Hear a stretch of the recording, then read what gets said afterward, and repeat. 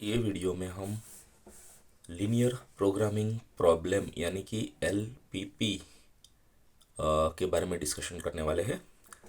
सो LPP में वैसे तो एलपीपी जनरल फॉर्म है, उसमें सब वेराइटीज़ बहुत सारी है, जैसे कि ट्रांसपोर्टेशन प्रॉब्लम, फिर assignment problem, travelling problem and maximize and minimization problems. ठीक है।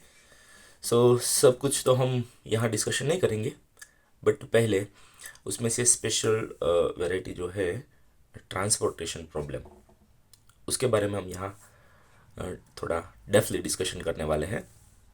ट्रांसपोर्टेशन प्रॉब्लम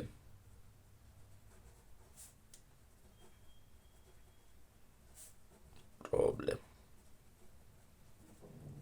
ठीक है। सो ट्रांसपोर्टेशन प्रॉब्लम में पहले उसका कॉमन फॉर्मेट क्या होता है और हमें क्या क्या चीज़ें ध्यान में रखनी पड़ती है वो जानना ज़रूरी है। उसके बाद हम प्रॉब्लम को सॉल्व कैसे कर सकते हैं using different different methods. Several methods है हमारे पास, जैसे कि north west corner method, least least cell method, least cost cell method, yes, and another one is WAM method. WAM means Vogel's approximation, but इसके बारे में हम बात करेंगे नेक्स्ट वीडियो में। पहले हम जनरल ट्रांसपोर्टेशन प्रॉब्लम का जनरल फॉर्मेट कैसा होता है ये डिस्कशन कर लेते हैं।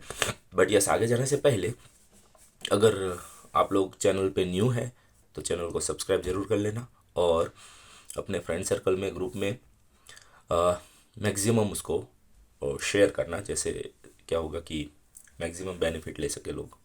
ठीक है, क्योंकि ये बहुत इंपॉर्टेंट टॉपिक है स्टेटिस्टिक्स का। ओके, ट्रांसपोर्टेशन में बेसिकली हमारे पास क्या होगा कि थोड़े बहुत सप्लायर्स होंगे, थोड़े बहुत कस्टमर्स होंगे, यानी कि जिसको हम बोलेंगे डेस्टिनेशन। सप्लायर से उसको हम बोलेंगे सोर्सेस। ठीक है। सोर्सेस वीएस डेस्टिनेशंस, है ना, यानी कि जो सप्लायर्स है और जो कस्टमर्स है उसके यहाँ हमें ट्रांसपोर्ट करके जो भी प्रोडक्ट है वो डिलीवर करनी है। ठीक है। बट जो सप्लायर्स है उसकी कैपेसिटी अलग अलग होती है, जिसको हम बोलेंगे सप्लाई सप्लाई कैपेसिटी। और जो कस्टमर्स है उसकी डिमांड कुछ डिफरेंट डिफरेंट होती है। तो वो कैसे फुलफिल होगी उसको हम टेबुलर के फॉर्म में देखेंगे, है ना, बाद में हम मैट्रिक्स में कन्वर्ट करेंगे। अगर मैं यहाँ सारे डेस्टिनेशन यानी कि कस्टमर्स लिख देता हूँ, ठीक है। यहाँ हम लिखेंगे डेस्टिनेशंस।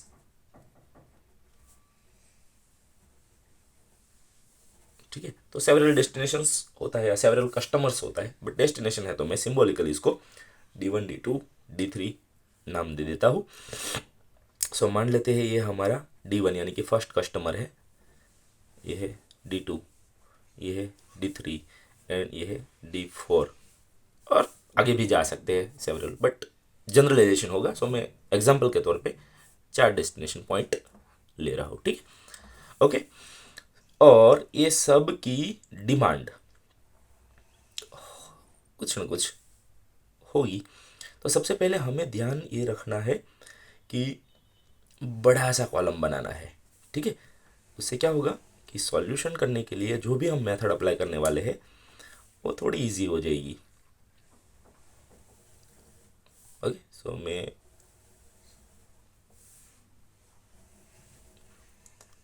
ऐसे कॉलम्स डिजाइन कर रहा हूँ।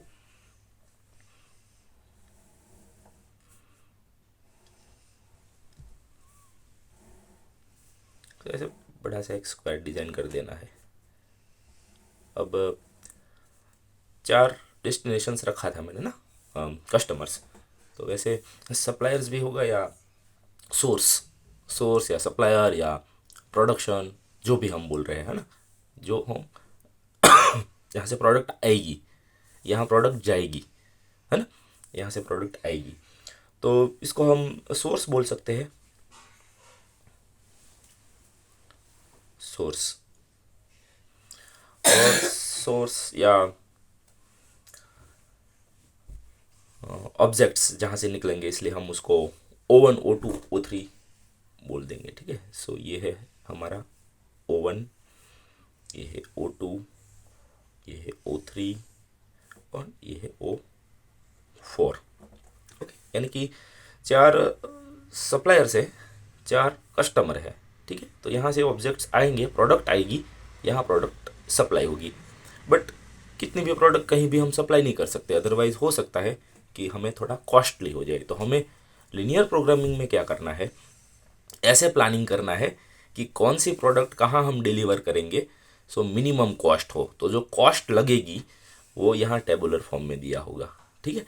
सो ये पूरा मैट्रिक्स वैसे तो डिज़ाइन होगा, बट कॉस्ट है इसलिए हम C यूज़ करेंगे।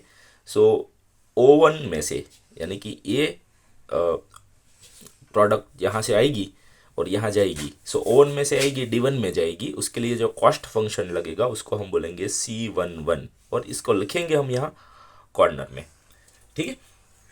ओके, फिर O1 में से आएगी D2 में जाएगी, तो उसको हम C12 बोलेंगे, 1 में से आएगी और 2 में जाएगी। सिमिलरली 1 में से आएगी 3 में जाएगी, तो उसका जो कॉस्ट लगेगा उसको C13 बोलेंगे। और O1 में से आएगी D4 में जाएगी, तो उसको हम कॉस्ट फंक्शन के हिसाब से अगर देखें तो उसको हम C14 बोलेंगे, C14। क्लियर? ओके, सिमिलरली यही आइडिया को हम जनरलाइज करेंगे। सो अगर सेकेंड ऑब्जेक्ट्स में से आ रही है प्रोडक्ट, सेकेंड सोर्स में से आ रही है और फर्स्ट डेस्टिनेशन पे जा रही है, तो C21 2 में से आएगी 1 में जाएगी, C22 2 में से आएगी 2 में जाएगी, C23 2 में से आएगी 3 में जाएगी, सिमिलरली 2 में से आएगी 4 में जाएगी, सो C24। Clear? So I think अब आप गेस कर सकते हो कि यहाँ क्या आएगा, है ना। 3 में से आएगी 1 में जाएगी, C31, 3 में से 2 में जाएगी, 3 में से 3 में जाएगी, एंड 3 में से 4 में जाएगी।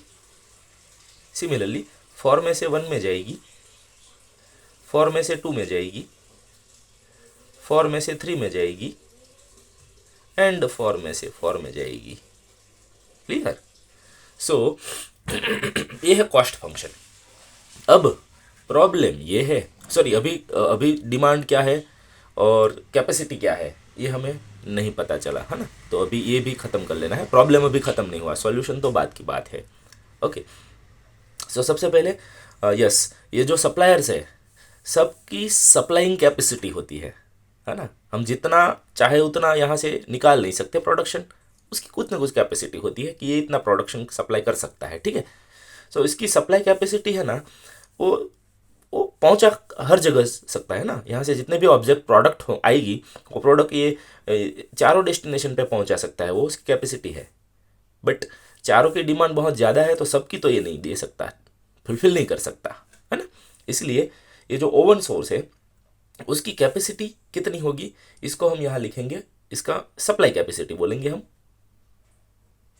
सप्लाई कैपेसिटी, सप्लाई है इसलिए हम S भी बोल सकते हैं, SI, ठीक है। सो इसकी जो सप्लाई कैपेसिटी है उसको हम क्या बोलेंगे, S1, ठीक है। O1 में से S1 जितनी सप्लाई वो कर सकता है या उसकी कैपेसिटी इतनी है। सिमिलरली O2 का सप्लाई कैपेसिटी S2 है, O3 की S3 सप्लाई कैपेसिटी है, O4 की S4 सप्लाई कैपेसिटी है। और यहाँ हो जाएगा टोटल सप्लाई कैपेसिटी, चारों प्रोडक्शन को मिला के टोटल कितना सप्लाई हो सकता है वो यहाँ टोटल करेंगे हम, तो मिल जाएगा, ठीक है। वो बाद में, अब यहाँ है डिमांड कितनी है। अब ये D1 कस्टमर है, वो उसकी टोटल ज़रूरत कितनी है, समझ में आ रहा है।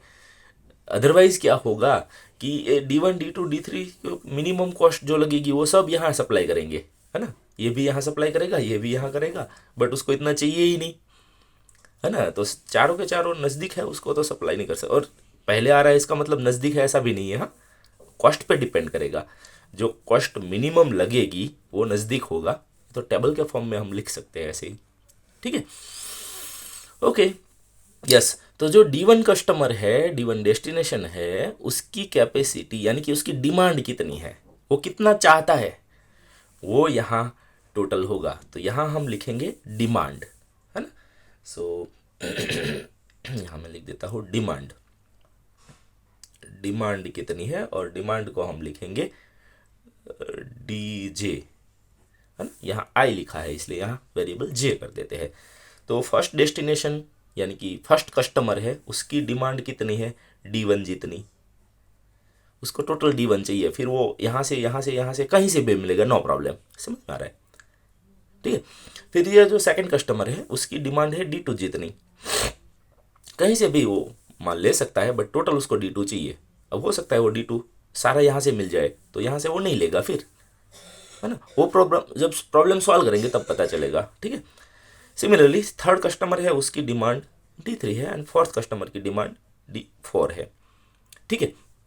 अब यहाँ से प्रॉब्लम दो कैटेगरी में डिवाइड हो जाएगा, क्योंकि ये जो चार कस्टमर है हमारे पास, ये चारों की डिमांड का अगर हम एडिशन करें तो वो यहाँ होगा, है ना। तो ये रो का सर चारों नंबर का एडिशन करेंगे तो वो यहाँ होगा, और ये सप्लाई कैपेसिटी है, ठीक है। सो ये टोटल प्रोडक्शन की कैपेसिटी है चारों को मिला के, और ये डिमांड कस्टमर्स की डिमांड मिला के। तो ये दोनों मैच अगर हो रहा है, अगर ये दोनों इक्वल टू है, ये और ये, इसका दोनों का एडिशन इक्वल टू है, तो उसको हम बैलेंसिंग प्रॉब्लम बोलेंगे।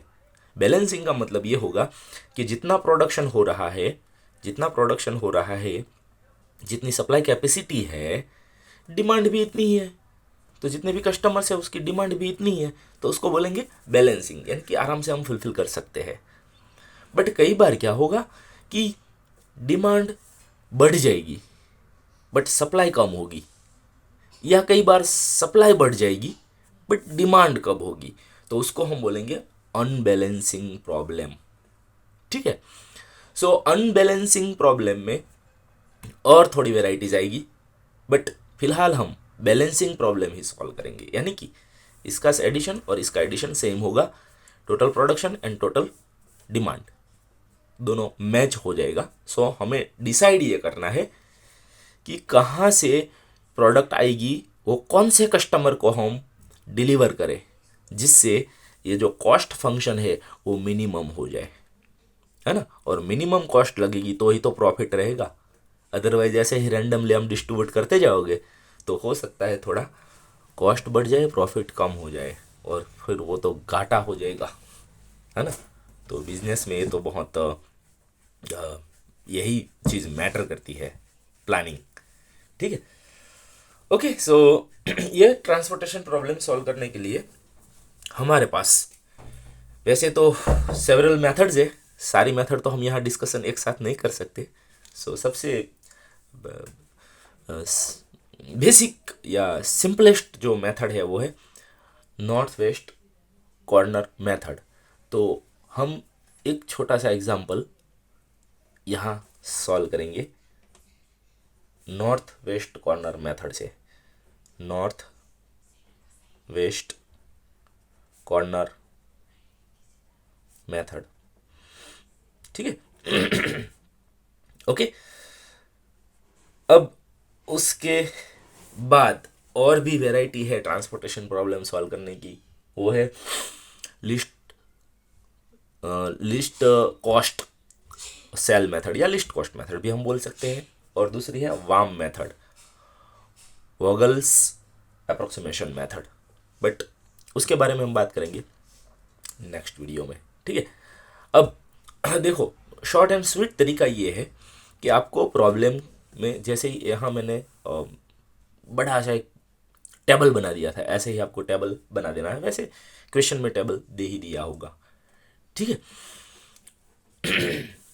सो करेंगे क्या हम, बेसिकली नॉर्थ वेस्ट कॉर्नर यानी कि ये कॉर्नर से हम शुरू करेंगे और ट्राई करेंगे उसकी डिमांड ख़त्म करने की, है ना। बट उसमें जो मिनिमम है वो ख़त्म हो सकता है ना। डिमांड कम है, सप्लाई ज़्यादा है तो डिमांड फुलफिल कर सकते हैं, या फिर सप्लाई कम है, डिमांड ज़्यादा है तो सप्लाई पूरी की पूरी सप्लाई हम यहाँ दे सकते हैं, है ना। आगे प्रॉब्लम हम देख रहे हैं। Okay, so let us discuss in detail north west corner method. अब यहाँ ऑब्वियसली छोटा सा क्वेश्चन ले रहे हैं, और आई थिंक अगर हम प्रॉब्लम भी कॉमन ही रखेंगे तो उससे क्या होगा कि पता चलेगा कि लिस्ट कॉस्ट हो रही है, कौन सी मेथड बेटर है ना। तो तीनों मेथड में एक ही टाइप का सेम कैटेगरी का ट्रांसपोर्टेशन प्रॉब्लम हम सॉल्व करेंगे तो उससे हमें पता चल जाएगा, है ना, कि मिनिमम कॉस्ट कौन सी मेथड से हमें मिलेगी, ओके, कौन सी मेथड बेस्ट है। बट यस, आराम से देखना, क्योंकि डेटा वेरी होगा तो कैलकुलेशन कैसे बदलेगी ये मेनली आपको समझना है, ठीक है। तो अभी मैं जो प्रॉब्लम ले रहा हूँ, यहाँ हमारे पास 4 डेस्टिनेशन पॉइंट्स है। सो मैं D1 D2 D3 D4 लिख देता हूँ। D1 D2 D3 and D4 और 3 सोर्स है, ठीक है। सो मैं लिख देता हूँ O1 O2 O3, 3 सोर्सेस है। सो 1 2 3, okay, 1 2 3, 1 2 3, 1 2 3 and 4 extra cell, okay।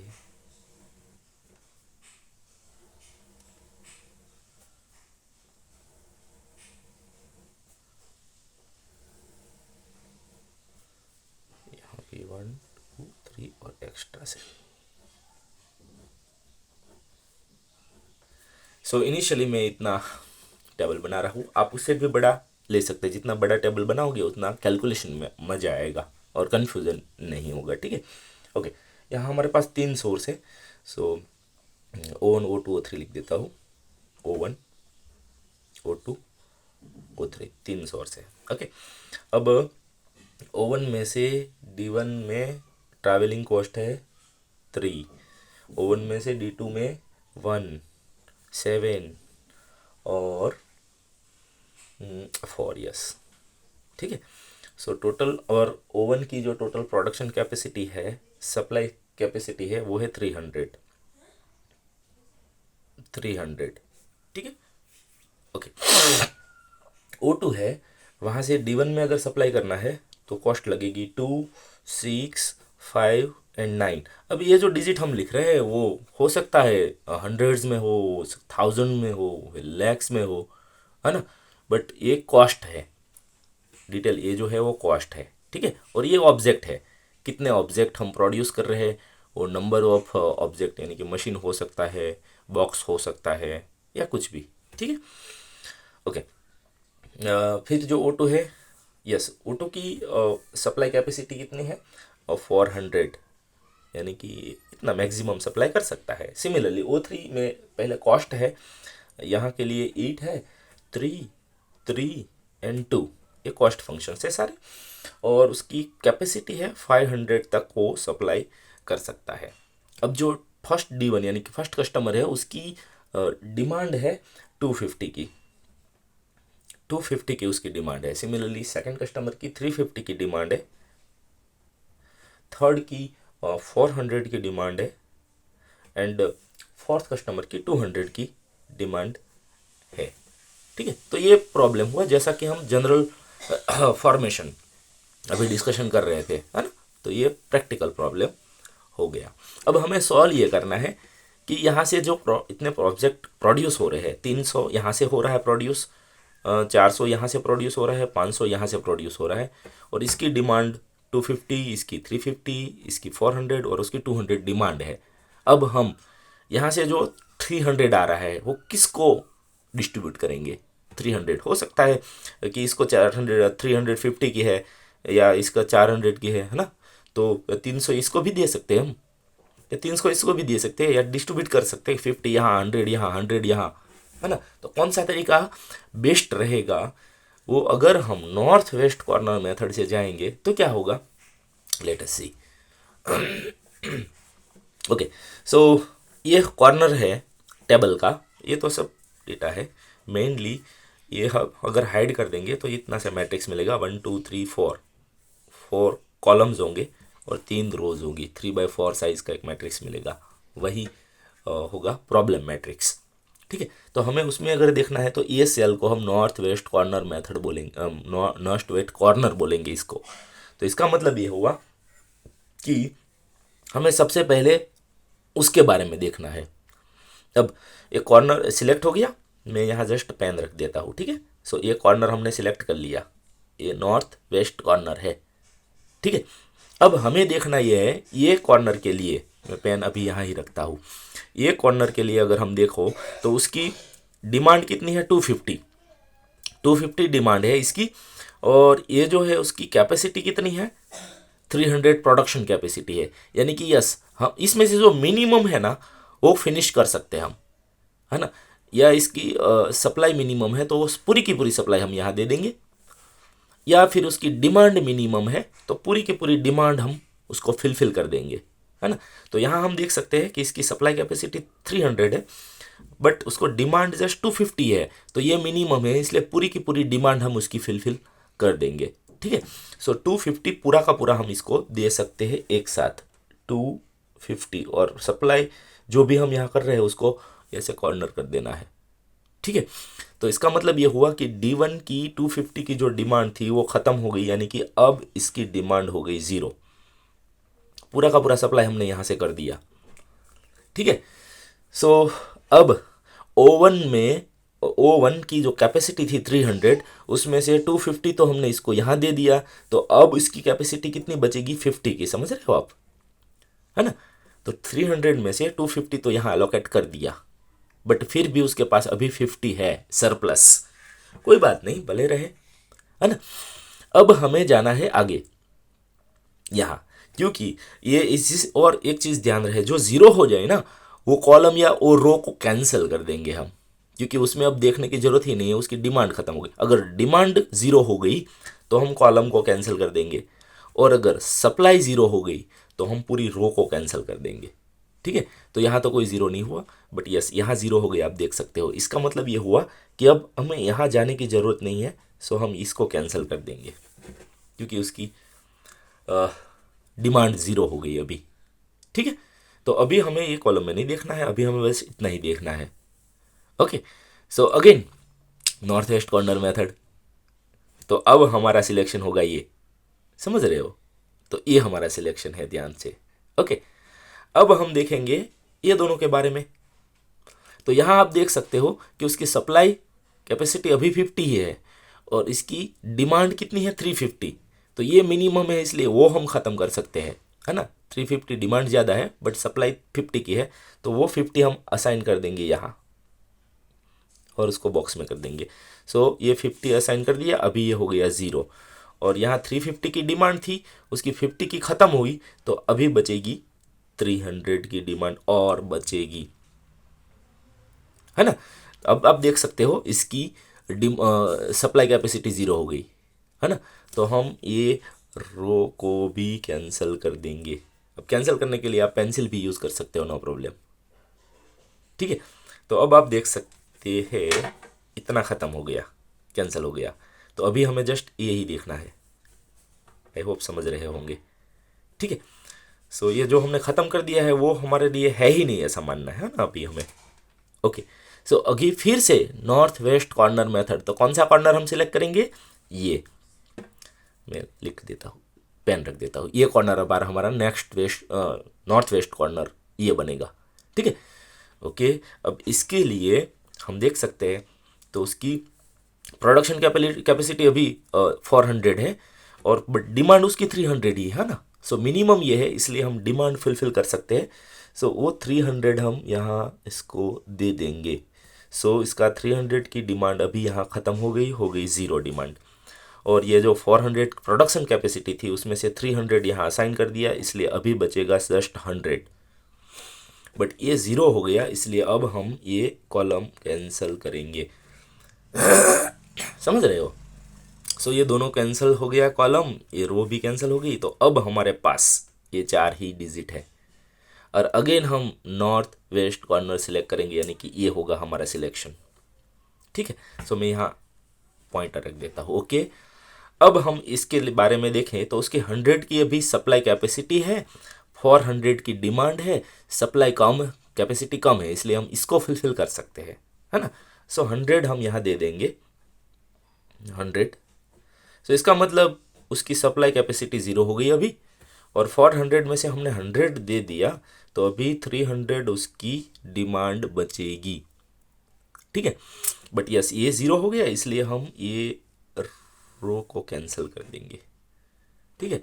सो अभी ये 2 रो कैंसिल होगी, 2 कॉलम कैंसिल हो गया, अभी ये 2 ही बचा। Again same method, north west corner कौन सा होगा, ये कॉलम, ठीक है। ये सेल है वो नॉर्थ वेस्ट बनेगा, इसीलिए हम देखेंगे तो यहाँ 300 इसकी अभी डिमांड है और प्रोडक्शन कैपेसिटी कितनी है 500, तो ये मिनिमम है, इसलिए हम इसको फिलफिल कर सकते हैं। सो 300 यहाँ दे दो, नो प्रॉब्लम।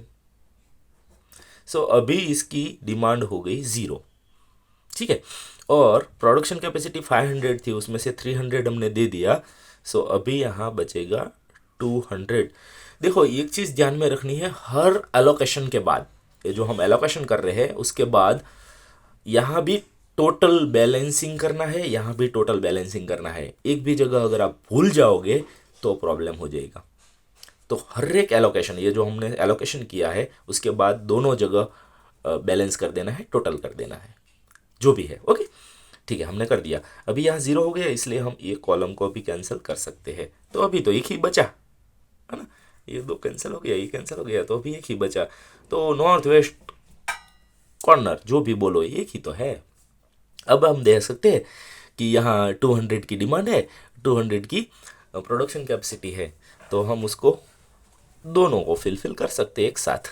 तो यहाँ भी 0, यहाँ भी 0 और 0 0, यानी कि यहाँ सब 0, यहाँ सब 0, क्योंकि ये बैलेंसिंग प्रॉब्लम था तो ये होने ही वाला है ना। और हम बैलेंसिंग ही सॉल्व करेंगे, तो फाइनली यही सिनेरियो बनेगा, हर जगह 0 0 हो जाएगा।